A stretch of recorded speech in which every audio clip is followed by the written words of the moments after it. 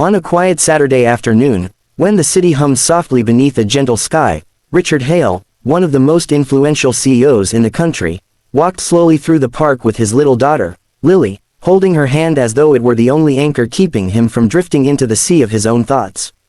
The world saw him as a man of power, a leader of thousands, a visionary who moved corporations like pieces on a grand chessboard, but beneath the polished exterior lay a grief so deep it echoed in every step he took. 3 years had passed since the death of his beloved wife, Emma, yet the wound had never healed. It had merely learned to hide beneath responsibilities, decisions, deadlines, and the heavy silence of long nights spent wondering if he could ever feel whole again.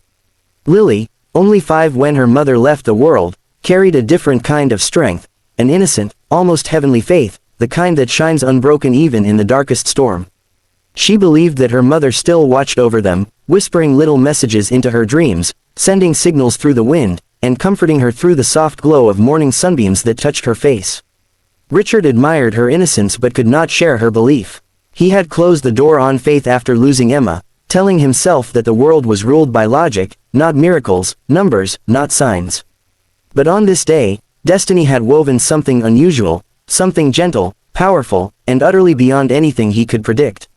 As they passed the sparkling fountain at the park's center, Lily suddenly stopped. Her tiny fingers tightened around his as her eyes widened, filled with both wonder and recognition, a look so intense that Richard immediately felt the air shift around them. "Daddy," she whispered, barely audible over the rustling of leaves. Richard turned, puzzled, following her gaze toward a woman sitting alone on a bench near the fountain. She wore a soft blue dress, her hair falling in delicate waves around her face as she read a worn paperback book, her posture calm, serene, glowing faintly in the late afternoon light.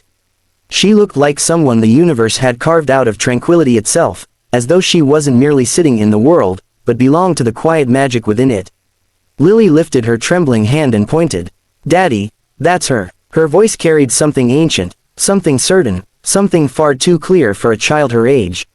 Richard's breath stalled. "That's who, sweetheart," Lily swallowed and whispered. "That's the lady from my dreams, the one Mommy sends to help us." Time seemed to pause. The sounds of the park faded, replaced by the heavy beating of Richard's heart. He stared at the woman, feeling something odd rise through him, an inexplicable familiarity he couldn't place. The woman looked up then, as if sensing the weight of their gaze. Her eyes met theirs, warm, gentle, filled with an unspoken kindness that reached through the space between them and touched something deep within Richard's soul. When she noticed Lily looking at her, she smiled softly, and in that small expression, something inside Richard cracked, sending a tremor through the wall he had built around his heart. Lily tugged his hand urgently. "Daddy, please, can we talk to her?" Richard hesitated. He didn't believe in dreams, in signs, in spiritual whispers carried by children. Yet the sincerity in Lily's voice was too genuine to ignore. After a moment, he nodded, and they walked toward the woman, Lily leading the way as though some invisible thread gently pulled her forward. When they reached her, Lily spoke without fear, without doubt. "Hi, I know you." The woman blinked in surprise. "Do you?" she asked tenderly. "I don't think we've met." But Lily shook her head. With steady certainty. "I see you in my dreams. Mommy shows me. She says you're safe." The woman's eyebrows lifted, a mixture of surprise and unexplainable familiarity washing over her face.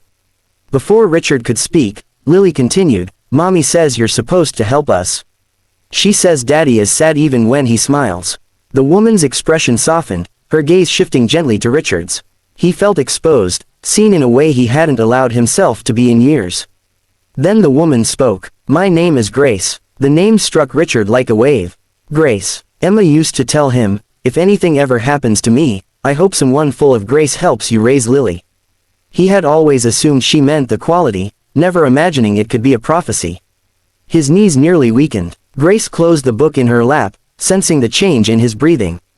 "Are you all right?" she asked. He opened his mouth but no words came. Lily climbed onto the bench beside the woman with a familiarity that startled even Richard. "Mommy says you have light," Lily said softly. "You help people fix their hearts." Grace blinked rapidly, shaken. "I don't know about that," she murmured. "I just try to listen when people talk." Lily smiled knowingly, as though seeing something invisible. Richard finally found his voice, shaky and low. "I'm sorry. My daughter, she's imaginative." Grace tilted her head, observing him the way one observes a wounded bird, carefully, compassionately. Children often see what adults train themselves to ignore. Before he could respond, Grace reached into her bag and pulled out a small necklace, a simple silver pendant with a tiny engraved flower. Richard felt the blood drain from his face. Emma's necklace, the one she had lost a week before she died. They had searched everywhere. Grace held it delicately. "I found this near the lake 3 years ago," she said softly. "Something told me to keep it. I don't know why. It just felt like it was meant to stay with me." Richard felt his legs tremble, his heartbeat echoing in his ears. Emotions long buried surged upward, threatening to spill over. Grace noticed. "You know this necklace, don't you?" she asked gently. Richard nodded slowly, unable to speak. Lily touched the pendant with a smile. "Mommy said you'd bring it back." And with those words, Richard could no longer hold himself together. The grief he had locked inside for years cracked open, flooding the space around him as tears welled uncontrollably in his eyes. He lowered himself onto the bench beside Grace, head bowed, shoulders shaking, unable to pretend anymore. Lily wrapped her small arms around him, whispering, "It's okay, Daddy. Mommy says it's okay to let go now." Grace placed a comforting hand on his back. Not a word was spoken, yet everything was understood. For the first time in years, Richard allowed himself to cry, openly, painfully, beautifully, releasing the weight he carried alone for far too long. Grace listened as he confessed the things he had never admitted, the guilt he felt for not being home enough, the fear of failing Lily, the emptiness that settled into his soul despite his success, the nights he spent wishing he could hear Emma's voice one more time. Grace didn't offer clichés or empty sympathy. She offered presence, quiet, steady, grounding. "The soul heals when it is seen," she whispered. "And right now, I see you." Her words wrapped around him like the warmest embrace. Over the next hour they talked. About life, loss, hope, and the strange ways the universe communicates through whispers, coincidences, and moments that feel too meaningful to ignore. Lily listened peacefully, occasionally leaning on Grace as though she had known her forever.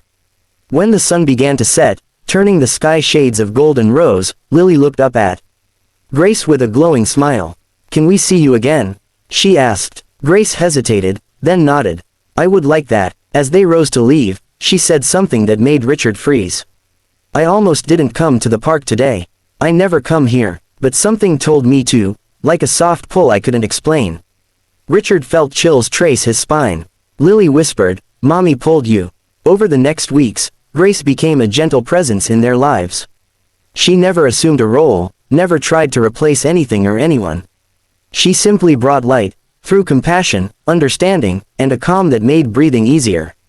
Richard found himself opening up in ways he thought he never would again. Lily flourished, laughing more, sleeping better, smiling often toward the sky as though sharing secret conversations with someone unseen. Richard slowly rediscovered faith, not through religion or ritual, but through the quiet realization that love never really disappears. It changes form, moves through people, through moments, through unexpected encounters that touch the soul. Months later, on another peaceful walk in the park, Lily looked toward the clouds and whispered, "Mommy says thank you." Richard turned to Grace, who stood beside him with the silver necklace resting against her heart, and for the first time since Emma's passing, he felt a peace that was deep, real, and complete. He understood then that life often sends us angels, sometimes glowing, sometimes invisible, sometimes disguised as ordinary people with extraordinary hearts. And with Lily holding one hand and Grace gently taking the other, Richard realized that he had not lost everything after all. Some love leaves, only to return in new forms, at the perfect time, through the perfect soul. And sometimes, healing doesn't come as a miracle from the sky, it comes as a person who walks into your life exactly when your spirit needs them most.